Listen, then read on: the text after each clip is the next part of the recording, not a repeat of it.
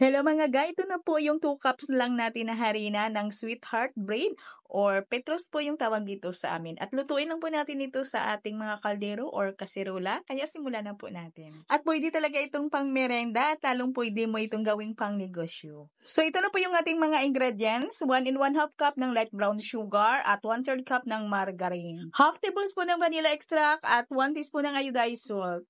And then, haluin lang muna natin yan. Durugin muna natin yung ating margarine dito sa ating asukal. At pagkatapos maglagay tayo ng 1/3 cup ng tubig. At lagyan ko lang ito ng half teaspoon ng food color na ay yellow. At ito'y optional lang naman mga ga. Pwede naman lang na hindi na kayo maglagay ng food color. At haluin lang po natin yan ng halos matunaw na din natin yung ating asukal.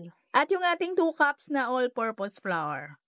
At 3/4 tablespoon ng baking powder at half teaspoon ng yeast. At haluin lang po talaga natin yan ng mabuti until well combine po yung ating mixture. At agad na po natin itong ilipat sa ating tray. At dito gumamit lang po ako ng 12 by 8 by 1 ang sizes ng ating lianera. At banyahan lang po natin yan ng margarine. At kapalan lang po natin yung pagbanya para pag nag-unmold tayo dito mamaya ay hindi po didikit. At ipantay lang po natin yung ating mixture. At para maganda talaga yung pagkapantay na hindi tayo mahirapan mga guy, nagsuot lang po ako dito ng plastic. At nilagyan ko po ito ng kunti lang po na mantika yung ating plastic. At press down lang po natin yan. At bago po natin ito isalang mga guy, i-rest muna natin ito ng 40 minutes.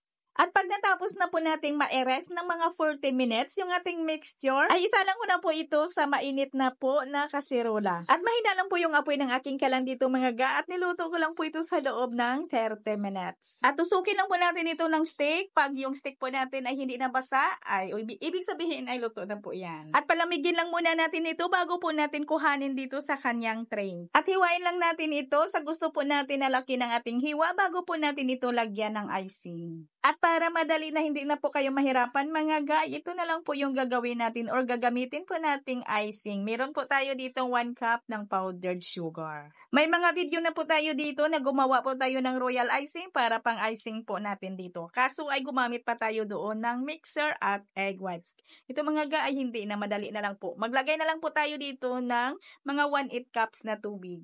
Haluin lang po talaga natin yan hanggang sa maging ganito na po yung ating powdered sugar at pagkatapos ilagay na po natin dito sa ibabaw ng ating lakas bread. At manipis lang po yung icing natin na ito mga ga. Kung gusto po ninyo na makapal yung icing ninyo ay dagdagan nyo na lang po yung powdered sugar po ninyo. At para may pang-design din yung pang-merienda po ninyo na lakas bread ay maglagay lang po tayo dito ng sprinkles. At hintayin lang po natin itong mag-set. At pag nag-set na siya or nag-dry na ay pwede na po nating paghiwa-hiwalayin. At hanggang dito lang mga ga yung ating pang-merienda.